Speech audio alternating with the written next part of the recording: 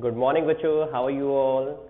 So, the topic that we are going to take today is derived quantities. Fundamental quantities we have already discussed. What were fundamental quantities which cannot be further divided into small quantities? That were fundamental quantities, and 7 primary fundamental quantities and 2 which one? Supplementary fundamental quantities we have already discussed. In primary, mass, length, time, current, luminous intensity, amount of substance, temperature, all we have discussed. And in supplementary, 2 supplementary quantities what we have discussed? We have discussed plane angle and solid angle. So now we are proceeding forward. Now we are moving forward for some of the important topics and few interesting one also. So first of all, what are derived quantities? Derived quantities. What are derived quantities? Very simple. Which are made up of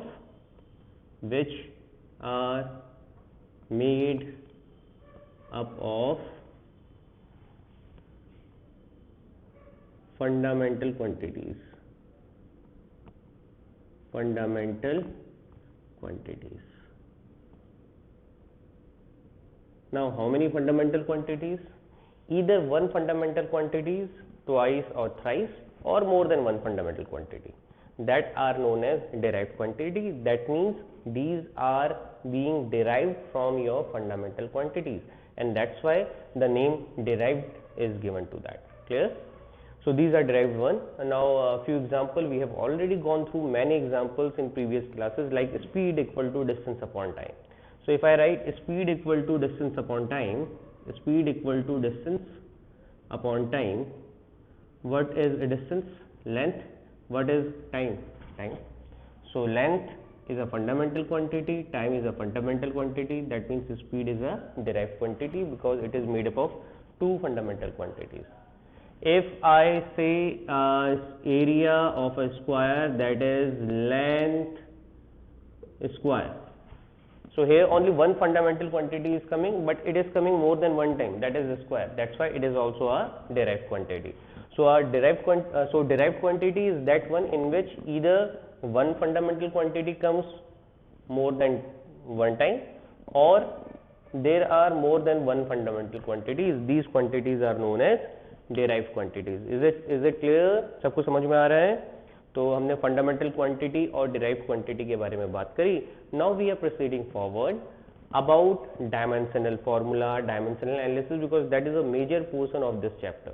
Okay, so write the heading dimension of a physical quantity. Now check out what are the dimension of a physical quantity. Dimension वैसे basically अगर मैं कहूँ किसी room की dimension निकालने के लिए, तो आप मुझे क्या आंसर देंगे? Sir L into B into H are the dimensions of this physical quantity. Similarly, if I ask you about the dimension of a derived quantity, basically जब हम डायमेंशन की बात करेंगे, देखिए कि फंडामेंटल क्वांटिटी तो वही रहेंगी, मास, लेंथ, टाइम यही रहेंगी.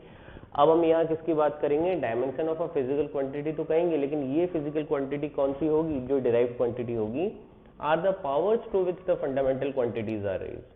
तो जो फंडामेंटल क्वांटिटी है, जब हम उनकी पावर बढ़ाएंगे तो हमें किसकी डायमेंशन मिल जाएगी? डिराइव्ड क्वांटिटीज की डायमेंशन मिल जाएगी. लाइक वी से एरिया, जो मैंने अभी आपको बताया थोड़ी देर पहले, is equal to length square. होता है length square, L for length, length square. For example अभी दूसरा एग्जाम्पल जो हमने दिया था उसी को दोबारा देखो. Speed is equal to distance upon time. Distance upon time, तो डिस्टेंस क्या है? डिस्टेंस तो लेंथ है, टाइम तो टाइम है, तो ये कितना हो गया? L T minus one. यही हो गया. अब देखो यहाँ पे हमने इनकी पावर्स रेज करी हैं. बहुत बच्चे सोचते हैं नेगेटिव लिखा है पावर में, इसका मतलब वो तो सर कम हो गई, बढ़ाई थोड़ी ना है. नहीं, अगर इसे नीचे देखो, ये L upon T to the power one ही तो है.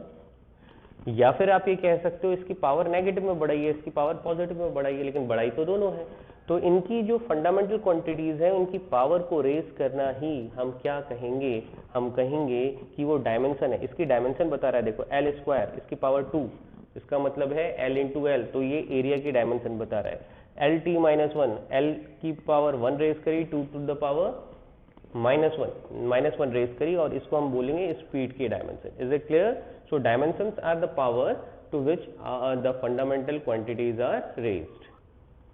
Now what is a dimensional equation? वही है जो हमने अभी फॉर्मूला पढ़ा, डायमेंशनल फॉर्मूला. या डायमेंशन जो हमने पढ़ी उसी के लिए जो हम इक्वेशन बनाएंगे वो डायमेंशन इक्वेशन हो जाएगी। अब इक्वेशन बनाते समय आपको सिर्फ ये ध्यान रखना है, ये हमारा जैसे हमने स्पीड के लिए लिखा था, तो स्पीड एक फिजिकल क्वांटिटी हो गई, इक्वल टू का साइन इक्वेशन में क्या आता है, वेरिएबल्स इक्वल टू यही आता है, और इक्वल टू हमारा क्या आया था, एल टी माइनस वन, यही आया था। Speed equal to distance upon time, यानी कि एल अपॉन टी, टी ऊपर आया, L T to the power minus one. But अब 9th की तरह 100 0 हमेशा 10 से डिवाइड करना, 100 से डिवाइड करना, अब जो भी हम करेंगे वो पावर्स में करेंगे। अच्छा, लेकिन इसमें क्या होता है, जो बेसिक 3 फंडामेंटल क्वांटिटीज़ हैं वो है मास, लेंथ और टाइम। तो आप इसमें मास भी लिखिए, लेकिन मास तो इसमें आता ही नहीं है, तो मास टू द पावर क्या हो जाएगा, 0, समथिंग टू द पावर 0 कितना हो जाता है, 1। इसको एक काम और करते हैं, इसको सुंदर बनाने के लिए एक ऐसे ब्रैकेट के अंदर लिख देते हैं। तो speed is equal to m0 L T minus one, ये स्पीड की सही इक्वेशन है। हालांकि आप L T to the power minus one भी लिखें वो गलत नहीं है, लेकिन मैं एक प्रॉपर तरीका बता रहा हूँ जैसे डायमेंशनल इक्वेशन को लिखा जाता है। अब हमारा पहला काम क्या है, जितनी भी डायमेंशनल इक्वेशंस हैं हम ऐसे ही उन्हें लिखते रहें, स्पीड के बाद कोई और लिख लेते हैं जैसे एक्सेलरेशन। अच्छा, अब आपका बेसिक काम क्या है, 9th और 10th के जितने भी आपके फॉर्मूलाज हैं वो आपको याद होने चाहिए। If you do not remember those formulas, ये डायमेंशनल एनालिसिस हमारे लिए है ही नहीं। एक्सेलरेशन का क्या होता था, अगर आपको यूनिट याद हो तो मीटर पर सेकंड स्क्वायर होती थी, यही होती थी। तो मीटर क्या है, लेंथ, सेकंड क्या है, टाइम, तो ये क्या हो गया, एल टी माइनस टू।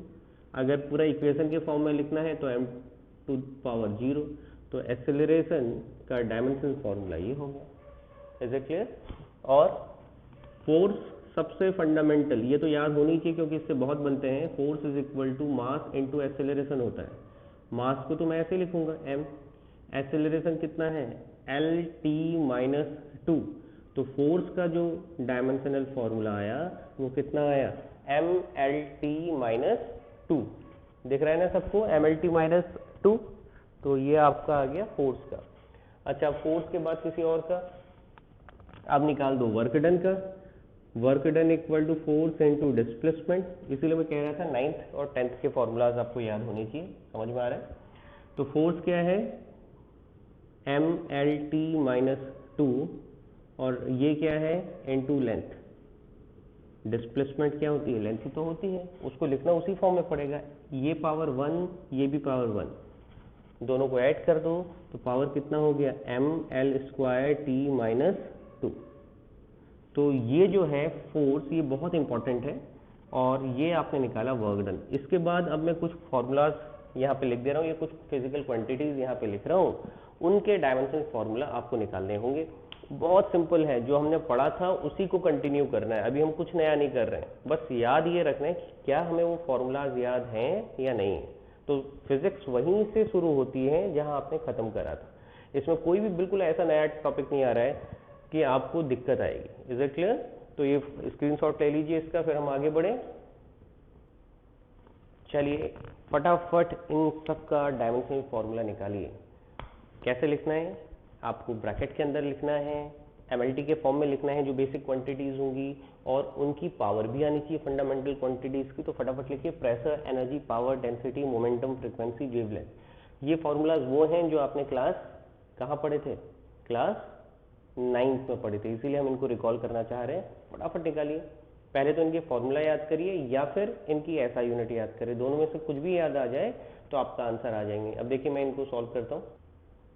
देखो जो हमने ये लिखा है, तो सबसे पहले हमने लिखा है प्रेशर के लिए फोर्स अपॉन एरिया होता है। अभी थोड़ी देर पहले मैंने आपको बोला था कि फोर्स जो है वो बड़ा इंपॉर्टेंट डायमेंशनल फॉर्मूला है, तो उसका डायमेंशनल फॉर्मूला आपने यहाँ पे मेंशन करा है, MLT minus two. Area side square यानी कि लेंथ स्क्वायर, 2 ऊपर जाएगा, जहाँ पे 0 नहीं लिखा है वहाँ पे पावर कितनी है, 1, तो एल टू द पावर 1, और ये 2 ऊपर जाएगा तो कितना हो जाएगा, माइनस ऑफ 2, तो 1 minus 2 minus 1, M L to the power minus 1 T to the power minus of 2। Energy तो वर्क डन के बराबर ही होती है, जितना हम वर्क करते हैं कितना कर सकते हैं, जितनी हमारी अंदर एनर्जी है, तो work done is equal to energy. तो अभी इससे पहले जो थोड़ी देर पहले हमने वर्क डन लिखा था वही लिख दीजिए, M L square T minus 2। Power क्या होता है, work done upon time, work का डायमेंशनल फॉर्मूला लिखा upon time, M L square T minus 3 T to the power 1 है, मैं फिर बोल रहा हूँ, जहाँ 0 नहीं है सिर्फ t लिखा है तो वहाँ पे पावर कितनी होती है 1। डेंसिटी मास अपॉन वॉल्यूम, याद करो क्यूब का लेंथ क्यूब। अब आप कहोगे सर क्यूबॉइड का L into B into H है तो तीनों लेंथ, मतलब फंडामेंटल क्वांटिटीज में ब्रेथ क्या है लेंथ, हाइट क्या है लेंथ, लेंथ टू लेंथ, तो L क्यूब ये ऊपर जाएगा ml to the power -3, t नहीं है t टू द पावर 0 कर दो। अब ये जरूरी नहीं है, मैं इसको प्रॉपर फॉर्म में लिख के दिखा रहा हूँ जैसा आपको बुक्स में मिलेगा, बाद में आप जो 0 है या नहीं है उसको हटा भी सकते हैं। मोमेंटम मास इंटू वेलोसिटी, मास m, वेलोसिटी या स्पीड थोड़ी देर पहले निकाली थी LT-1। फ्रीक्वेंसी होता है 1 अपॉन टाइम, यही हमने पढ़ा था, तो m0 L0 t to the power -1। Wavelength तो लेंथ है तो कितना आ गया m0 L t to the power 0। Is it clear?